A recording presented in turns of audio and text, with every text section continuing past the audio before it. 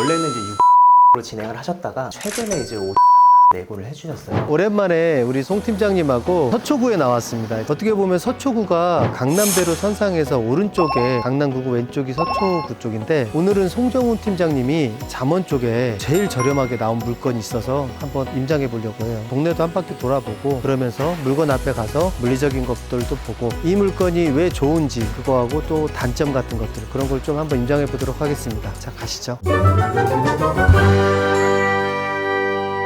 송정훈 팀장님이 생각해보면 서초구 이쪽 잠원동 쪽은 어때요? 일단 잠원동 쪽이면은 같은 강남권으로 묶일 수 있다고 저는 보거든요. 강남대로 선상에 있으니까. 네네. 시장에서 나와 있는 물건들 중에 비교적 금액대가 저렴하고, 그리고 뭐 임대료 평당 차이가 크긴 하지만 그래도 준수하게 강남권으로 적용될 수 있다고 보고 있거든요. 그리고 또 매수자들 입장에서도 이제 이 정도 입지면은 강남권으로 보는 시각들도 많이 있고, 오히려 지금 시장에서는 좀 기회의 땅이 되지 않을까 생각은 하고 있습니다. 이 잠원동 옆에는 또 반포가 있잖아요. 그 주거지로 급부상했었고, 그리고 어떻게 보면 반포라고 하면 되게 주공아파트 이런 것들이 있다가 많이 이슈된 아파트 브랜드들이 많이 생기다 보니까 부촌으로 형성이 됐잖아요. 그러다 보니까 이제 잠원 옆에다 보니까 반포랑 잠원이랑 묶이면 되게 시너지가 많이 날 것 같거든요. 제가 봤을 때는 여기가 보면 이쪽으로 쭉 내려가면 여기가 경부고속도로예요. 경부고속도로에 어떤 단절이 있긴 있어요. 고속도로가 있다 보니까. 잠원동에 보면 반포하고 브릿지가 될 수 있는 육교나 뭐 통로 같은 게 있어요. 그리고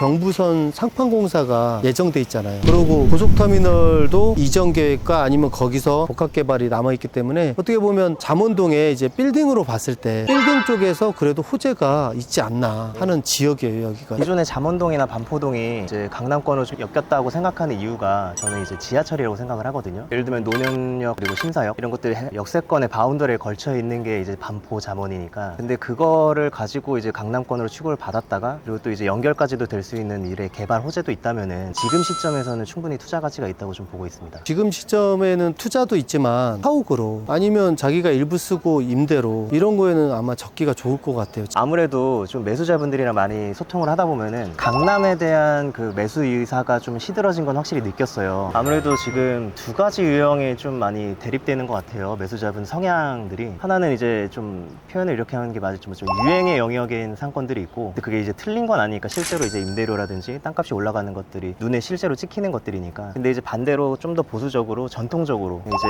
부동산 하면 첫 번째로 떠오르는 게 이제 강남 3구 상업용 부동산일 때 그거를 이제 끝까지 좀 지지를 해주시는 분들이 있더라고요. 근데 어떤 게 더 정답이다라고는 함부로 말할 수는 없지만은 유행의 영역에서 좀 확 뜬 이런 것보다는 어느 정도 좀 전통적으로 좀 가치가 보존돼 왔던 그런 입지들, 그리고 그런 건물 컨디션들, 그런 것들이 조금 더 저한테는 좀 안전하다고 생각을 하기 때문에, 그래서 강남이 요즘에 많이 시든 건 사실이에요. 실제 거래되는 것들을 보다 보면은 딱 공통적인 유형들이 있거든요. 일단은 100억대가 넘어가는 것들이 거래가 쉽지가 않더라고요. 강남이라고 하더라도. 그래서 거래가 많이 되는 게 특히 이제 우리 라인에 있는 잠원, 방포 이런 데는 이제 50억, 60억, 70억 이 정도 대가 제일 거래가 많이 됐고, 그리고 어느 정도의 그 평당 가격들이 좀 형성이 돼 있더라고요. 그걸 기준으로 좀 다른 지역 같은 성수나 뭐 도산공원이나 이런 상권들에는 이제 평당가들이 워낙 중구난방이니까 연무장길이면 뭐 5억대까지도 넘어가고 이러니까. 근데 조금 벗어나면 뭐 2억대, 3억대 좀 편차가 워낙 크니까. 근데 이제 강남권 같은 경우에는 어느 정도는 그래도 바운더리 시세들이 존재하지 않습니까? 그런 것들이 좀 형성이 돼 있는 걸 보고, 그래도 시간이 지나면서 조금 더 이제 안정적으로 지가 상승도 되고, 그리고 지금 시점에서는 이제 매도인분들이 조금 후하게 가격들을 내고하고 좀 조율을 잘 해주시는 타이밍이니까 강남에 진입하기에는 지금이 최적기라고 좀 생각을 하고 있습니다. 우리 송정훈 팀장도 투자에 대한 깊이가 있네. 실패를 많이 해서. 일단 여기가 우리가 물건지에서 반대로 좀 걸어왔어요. 근데 여기가 반포로 쪽이거든요. 노년역에서 반포역, 그 다음에 이 반포 지구 아파트 단지로 들어가는 길인데, 우리 물건이 이쪽에서 중간까지는 일방통행이 아니에요. 그러니까 도로가 그 반포로에서 뚫린 도로예요. 그러니까 제가 들어오다 보니까 저쪽에서 반포역 쪽에서 왔는데 바로 들어오는 쪽이거든요. 바로 들어오는 쪽이라서 보통 이면에 물건지들 보면 이렇게 도로하고 맞댄 도로가 아닌 데가 많아요. 근데 현재 물건 같은 경우는 도로하고 맞댄 라인에 사거리 바로 옆에 건물이라서 접근하기 좋은 것 같더라고요. 그리고 매매 사례가 있잖아요. 그 주변에 바로 매매 사례가 있죠. 네, 바로 앞에 있죠. 이게 8,000대 매매됐나요? 8,600 정도의 거래가 됐습니다. 이 건물하고 좀 컨디션이 거의 비슷한데 여긴 사거리고 우리가 보는 데는 사거리에서 바로 옆 건물인데 이건 7,000대인 거죠. 네, 현재는 7,700대입니다. 평당. 그것만 해더라도 7,000대 거래된 건 없다. 이 정도면 금매다. 이런 기준이 쓰잖아요. 그죠? 7,000대에 거래된 것들 보면은 7,800, 7,900 이렇게 거래된 것들은 여기보다 더 깊은데 도로가 좀 불리한 입지들 그런 것들이 7,900대에 거래가 되고 있고 대상지는 현재는 7,700이니까 이 정도 컨디션에서 7,700이면은 충분히 경쟁력 있는 금액대라고 생각이 듭니다. 저 건물이죠, 저 건물. 예, 맞아요. 저 건물이고 그리고 또 저쪽 보는 게 반포로 쪽이라서 이렇게 뚫려 있는 거예요. 그러니까 이게 직진으로 뚫려 있는 거야. 그러니까 접근하기 좋은 거죠. 들어올 때는 옆에서 살짝 돌아가지고 들어오면 되고 나갈 때는 바로 나가서 도로도 좁지 않아요. 이 도로가. 강남대로 쪽으로 들어와도 괜찮고 말씀하신 쪽으로 앞쪽에서 대로로 들어와도 괜찮고 네네. 빠져나가는 것도 자유다 보니까 직접 여기서 이제 사옥으로 사용하셔도 교통으로나 이런 것들은 불편함은 적을 것 같아요. 그리고 건물이 지금 도로 사선 겸 뭐 일조권을 받았는데 이게 지금 보면 북방향 이쪽이잖아요. 예, 맞아요. 이쪽인데 이쪽에서 일조권을 받았는데 이번에 국회에 일조권 완화할 수 있는 상장이 돼 있어서 이게 말 그대로 통과만 된다고 하면 일조권도 필수가 있어요. 그래서 같이 리모델링을 하면 꽤 괜찮은 볼륨감이 나오지 않을까 하는 건물이고요. 그리고 제가 저쪽에 가보면 이쪽이 또 이제 사옥을 쓴다고 하거나 임대를 준다고 하면 여기에 개방이 된 녹지가 있어요. 시설 녹지가 쭉 있는데 과거에는 거기를 못 들어가게 이렇게 철사로 막아놨었던 거거든요. 근데 이번에 이 서초구에서 저기를 풀고 저기를 걷고 싶은 거리같이 녹지 공간을 쭉 연결된 시설 녹지를 개방을 했어요. 그러면은 이제 임차인 입장에서 사무실 용도로 사용할 때 이제 공원이나 이런 것들이 거리가 가까우니까 이제 임차 수요나 이런 것들도 또 강점이 될 수도 있는 개발 호재라고 좀 볼 수 있겠네요. 우리도 사무실 있지만 그 옆에 평양냉면이 너무 장사가 잘 되잖아요. 네. 그러다 보니까 뭐 앞에 너무 이렇게 차 주차나 이런 것 때문에 번잡한데 저런 녹지가 있으면 커피 한 잔 들고 저희 가서 앉아서 좀 생각하고 전화할 수 있잖아요.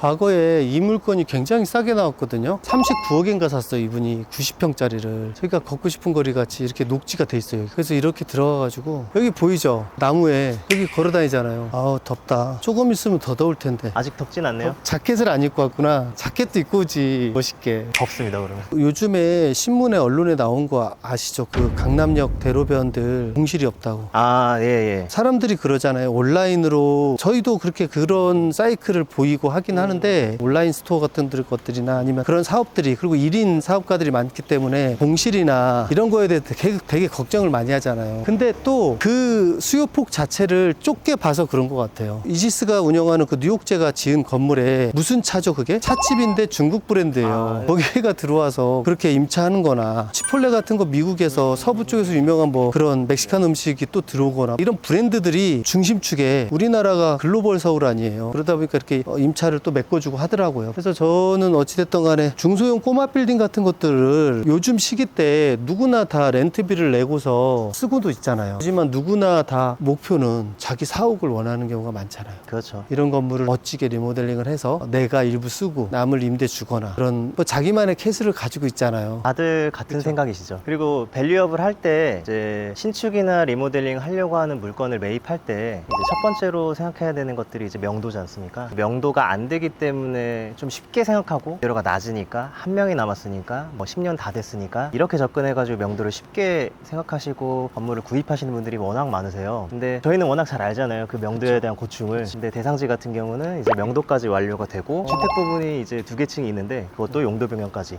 매도자가 그러면 명도 책임인 거예요? 네, 맞습니다. 괜찮네요. 리모델링 하거나 만들어 가기에는 임차인이 명도해줘야 리모델링에 대한 퀄리티도 나오고 신축같이 컨디션이 나와요. 그러고 용도 변경에 대한 것도 대출에 대한 것도 풀어주고. 네, 맞습니다.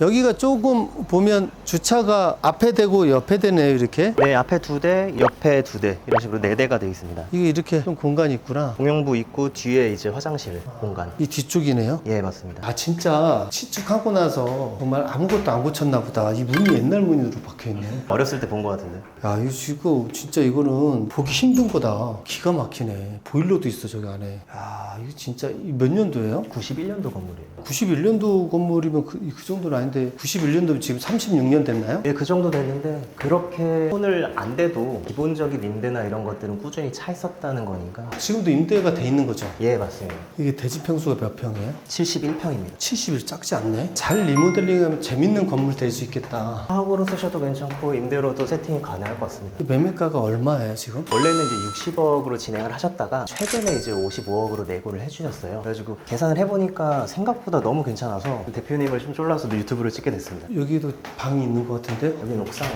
당겨놨구나. 근데 4층부터 지금 깎여있다 보니까 엘베를 엘베를 내부에서 해야 돼요. 내부에서요? 내부에서 일조권 받지 않는 곳에 하고 일조가 풀리면 다시 그 완화되는 거에 대해서 5m만 뛰면 되거든요. 북쪽에서 그 저쪽에서 5m만 떨어지면 돼요. 이게 5m가 떨어지지 않는 데에서 일조 완화가 되면 거기를 세워서 그 안쪽에 하든 아니면 저쪽에 꺾이지 않는 쪽에서 올리면 돼요. 이쪽은 도로사선이잖아요. 이쪽은 일조고 이쪽 도로사선 아닌 1층에서 피트 만들면 되지. 그냥 화장실은 이대로 그냥 가고. 이쪽 놔두고요? 그럼 여기는 어떻게 공용부를 전용으로 살리는 건가요? 여기를? 이 공간을? 못 살리죠. 한 반개층 올라가 있는데 어떻게 살려요? 그러면은 엘베 공간 따로 그리고 왜냐면 저는 리모델링을 이렇게 반개층 올라온 데다 승강기 되는 거는 의미가 없다고 봐요. 왜냐면 제대로 뭐 물건을 옮겨도 엘리베이터가 그 효용 가치가 없잖아요. 그래서 뭐 보기도 그렇고 예를 들어서 이쪽이 북방향이거든요. 이쪽은 일조로 닫아야 돼서 아마 셋백돼서 이렇게 반듯하게 올라갈 수 있을 거예요. 이렇게 경사로 할 필요 없이 아마 앞으로 좀 가도 되는데 여기서 올리려고 하면 여기서 올려야 되는데 여기는 일조를 받으니까 안 되고 옆에 공간으로. 그쵸. 앞에 공간으로 가는 게 낫죠. 저는 그냥 공용 화장실로 밖에 화장실이 또 안에 있으면 그 데드 스페이스가 깨지잖아요. 그러니까 저거는 그냥 공용 화장실로 남녀를 나눌지 아니면 뭐 남자 여자 우아래로 나눌지 그렇게 리모델링 하는 게 100% 괜찮은 것 같고 계단실 따로 여기다 승강기 따로. 아니 승강기만 안에다가 해도 돼요. 여기가 보면 도로사선 받은 데예요. 네, 이쪽. 여기가 경계선이 1m, 2m, 3m,